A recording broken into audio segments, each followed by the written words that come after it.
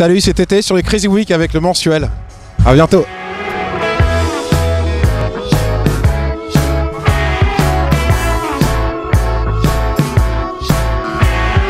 Comment dit-on déjà? Sois fier de toi en Sénégalois. Me l'a-t-on dit autrefois? Qu'est-ce qui s'est passé depuis février? C'est fou, plein de concerts en France, au Japon, beaucoup de plaisir. Et puis c'est vrai que c'est assez génial, on a beaucoup bossé avec les copains, on est vraiment en famille sur la route. C'est la même équipe qui a fait la tournée d'avant et l'album. Et là c'est vrai que on propose quelque chose d'un peu nouveau, c'est un peu plus énergique, on est passé à la guitare électrique. Il y a une mise en scène, il y a un décor, c'est un peu une revue. C'est un peu une revue musical rock'n'roll qu'on propose, mais avec vraiment les histoires qui sont au centre, avec les mots. Les gens nous disent qu'ils aiment ce côté-là, le fait qu'on fasse tomber la barrière scène-fausse, qu'on aille à leur rencontre, et les gens sortent en me disant qu'ils pleurent, qu'ils crient, qu'ils s'amusent, et donc c'est le meilleur cadeau qu'on puisse me faire, quoi.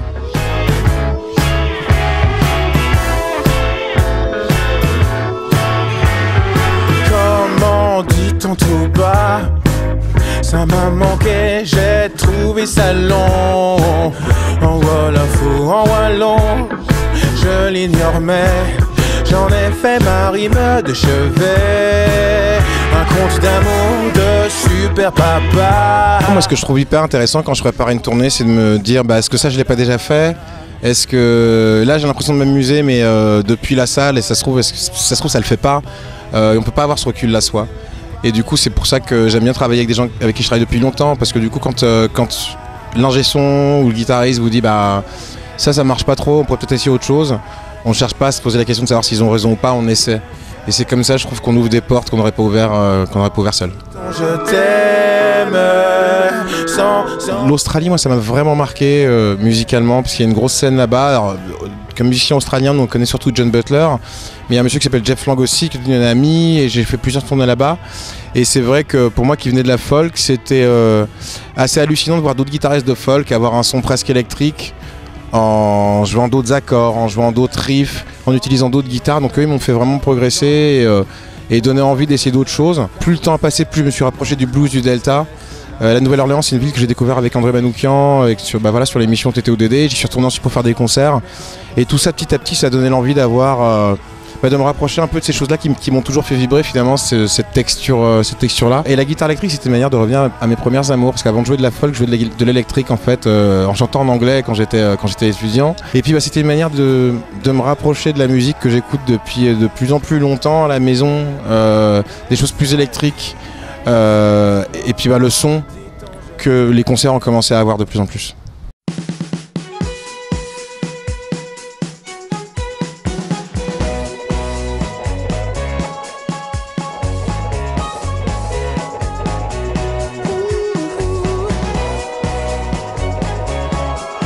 L'idée de l'album, c'était de me dire qu'en réécoutant les précédents, je me suis dit je me suis rendu compte que je parlais jamais de moi, qu'il y avait beaucoup d'histoires sur les premiers albums, mais toujours sur d'autres personnages, et que j'avais jamais parlé de moi, et j'ai eu envie d'essayer d'arrêter moi de me cacher derrière des formules de phrases. Et en fait, en travaillant là-dessus, je me suis rendu compte que tu peux pas faire cet exercice-là sans toucher à des thèmes qui sont universels et qui parlent à tout le monde. Enfin, il y a une chanson qui parle du fait de pas parler la langue de mon père, mais au-delà de ça, la vraie question c'est quand est-ce que vos papas vous ont dit pour la dernière fois qu'ils vous aimaient? Quand est-ce que vous avez dit pour la dernière fois à vos papas que vous les aimiez?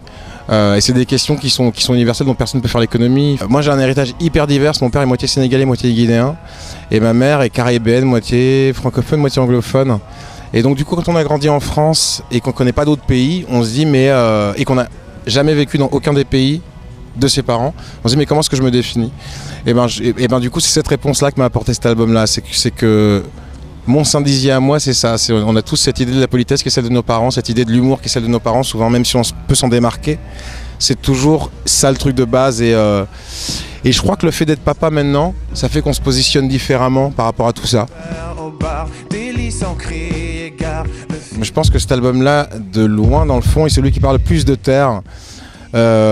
Après je crois que mon métier c'est de me faire plaisir, d'essayer de se réinventer, et c'est vrai que je travaille avec une nouvelle équipe, et quand ça fait plusieurs albums qu'on communique sur les chansons, avec les mêmes couleurs, les mêmes. Il y a toujours ce risque de la lassitude. Donc après, c'est pas pour autant parce qu'on change de couleur qu'on se dit qu'on va surprendre et tout ça, mais je crois que c'est toujours un peu ça, une espèce de combat amical avec soi, de se dire bah voilà. Je pense que tout ce qui est sépia, ce genre de choses, c'est des choses vers lesquelles je vais naturellement parce que c'est ça mon ADN. Après, il faut aussi penser que 5 albums, c'est 5 fois une saison avec des gens qui vous suivent. Et que je pense que c'est comme à la maison, si y a des plats qui sont hyper bons, mais si on mange le même plat tous les jours, on perd le plaisir du truc, quoi. Comme on n'en voit guère plus, même rengaine 20 ans après. Les regrets, la douleur, ça va vu de près. Le bonheur, c'est quoi le bon refrain au bon moment, la bande son de ta vie, un coup de rien. Je parlais de poésie avec quelqu'un hier, et ce dont moi je me souviens quand j'avais 15-16 ans, c'est que quand t'es adolescent, t'as tout le temps l'impression, tu t'ennuies, et t'as tout le temps l'impression que ta vie va passer à côté de toi en fait. Et que tu pourras pas rattraper ce train-là. Et je crois que j'ai dû me construire là-dessus. Et je crois que les 2 derniers albums racontent plus une histoire d'être dans le moment présent, plutôt que de parler d'avoir peur du futur ou de regretter le passé. Et je crois que c'est hyper important ça d'être dans ce présent-là, quoi. Le bon refrain. Alors c'est pas pour faire pleurer dans les chaumières, mais on a fêté les 20 ans d'une salle là, avant la sortie de l'album, en région parisienne, où il y avait des posters traditionnellement de tous les groupes qui sont passés. La moitié des groupes dont je faisais la première partie n'existaient plus. 10-15 ans plus tard. Et voilà, au bout de 5 saisons, on a cette conscience-là et on se dit, voilà, je sais pas, on arrive sur une date de festival, les toilettes sont fermées, ou on a un peu de retard, c'est pas grave, quoi. C'est pas grave parce qu'on est là pour faire de la musique et puis il y a du soleil et puis il y a des gens et il faut profiter, quoi.